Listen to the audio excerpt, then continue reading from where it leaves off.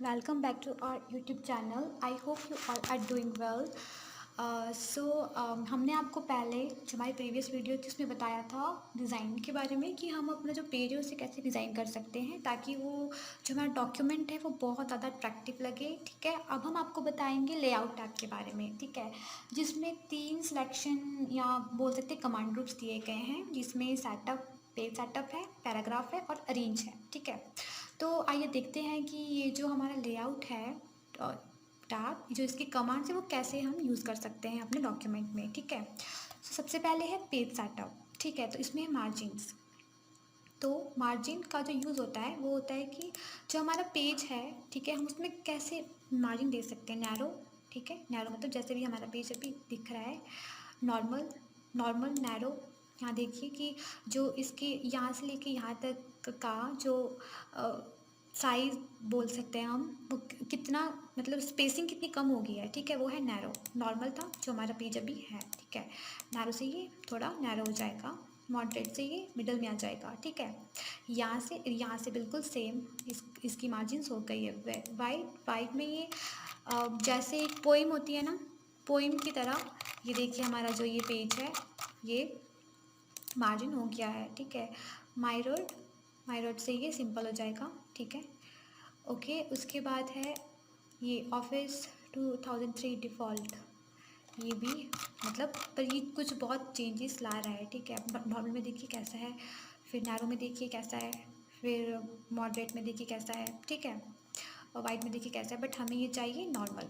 Okay, हम अपना जो पेज सेटअप है वो हमेशा नॉर्मल में ही रहते हैं मार्जिन के अकॉर्डिंग, अगर देखा जाए तो। फिर उसके बाद है ओरिएंटेशन, कि जो हमारा पेज सेटअप है इसकी ओरिएंटेशन है, इसकी दो होती है, पोर्ट्रेट एंड लैंडस्केप। पोर्ट्रेट मतलब जैसे ये अभी है सीधा, ठीक है, और लैंडस्केप का मतलब है तिरछा। यहाँ देखिए, अगर हम पोर्ट्रेट पे करेंगे तो ये सीधा है, और अगर लैंडस्केप पे करेंगे तो ये तिरछा है। ठीक है, उसके बाद है इसका साइज़, कि जो हमारा पेज है उसका साइज़ क्या होना चाहिए। लेटर है, यहाँ पे अलग अलग हमारे पास दिए गए हैं। ठीक है, ओके, लीगल है, टेबलॉइड है, स्टेटमेंट है, एक्सिक्यूटिव है, A3 है, A4। जो हम यूज़ करते हैं वो होता है हमारा A4 साइज़। ठीक है, जो कि हमारा अभी पेज है, साइज़ है इसका A4 साइज़।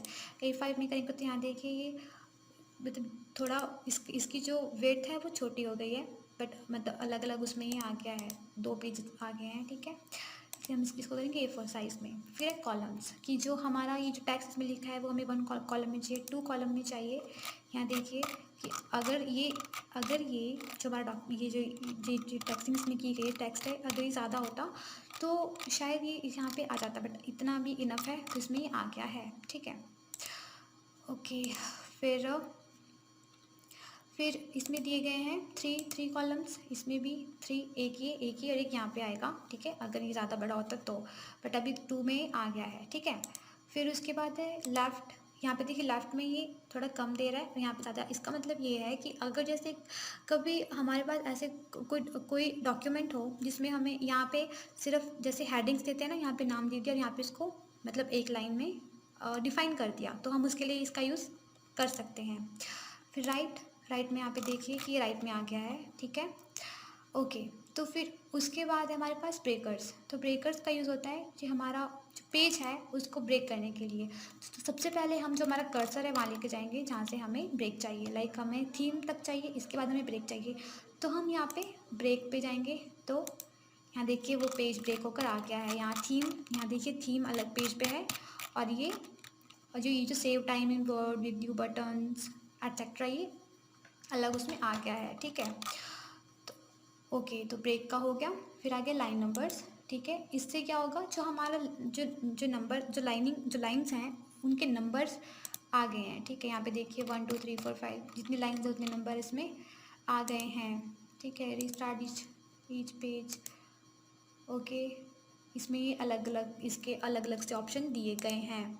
फिर है हाइपरटेंशंस, इसका यूज़ देखिए जहाँ पे भी ये कर्सर है हमारा, इसको हाइपरटेंशन करेंगे, मैनुअल करेंगे तो ये मैनुअल हो जाएगा। ठीक है, ओके, नन करेंगे तो ये थीम एंड टाइप जैसा था वैसा है। ठीक है, फिर इसके अलग अलग से ऑप्शन भी दिए गए हमारे पास। ठीक है, फिर उसके बाद है पैराग्राफ्स। सो पैराग्राफ का जो यूज़ होता है इसमें इंडेंट एंड स्पेसिंग, मतलब इंडेंट यानी हमारा जो ये जो हमारा पैराग्राफ है इसको मूव करने के लिए, ठीक है, लेफ़्ट टू राइट करने के लिए हम इसका यूज़ करते हैं, ठीक है। फिर उसके बाद स्पेसिंग बिफोर एंड आफ्टर, यानी ये जो पैराग्राफ है, ठीक है, ये इसकी जो ऊपर की स्पेसिंग ये करेगा, ठीक है, कितनी चाहिए देखिए, यहाँ से हमें जितना हम इसको स्पेसिंग देना चाहते हैं हम उतनी स्पेसिंग इसको दे सकते हैं, ठीक है। फिर उसके बाद है बिफोर, मतलब आफ्टर, यहाँ पे देखिए पहले यहाँ पे था, फिर यहाँ पे ये इसकी स्पेसिंग दे रहा है, ठीक है। उसके बाद है अरेंज। अरेंज में हमारे पास पोजीशन है, रैप टेक्स्ट है, ब्रिंग फॉरवर्ड है, स्टैंड बैकवर्ड है, सिलेक्शन पैनल है, ठीक है। पोजीशन का मतलब कि हमें जो हमारा टेक्स्ट है या हमारा जो भी कोई पिक्चर है या कुछ भी हमें कहाँ पे हम जो अरेंज करनी है हमें हमारे पेज सेटअप में, तो उसके लिए रैप टेक्स्ट भी है, ब्रिंग फॉरवर्ड है, ठीक है, स्टैंड बैकवर्ड है, ठीक है। अलाइनमेंट्स भी इसमें दी गई है, जिसमें हमें जो हमारे पेज है उसकी जो पेज में जो टेक्स्ट दिया है उसकी अलाइनमेंट कैसे करनी है, लेफ्ट करनी, सेंटर करनी है, राइट, टॉप करनी है, मिडल, बॉटम, ठीक है। हम ये जो लेआउट का है इतना ही है अरेंज तक, ठीक है। आई होप यू ऑल, आपको ये वीडियो पसंद आई होगी। So please like and share करें और सब्सक्राइब करें हमारे चैनल को। Thank you guys.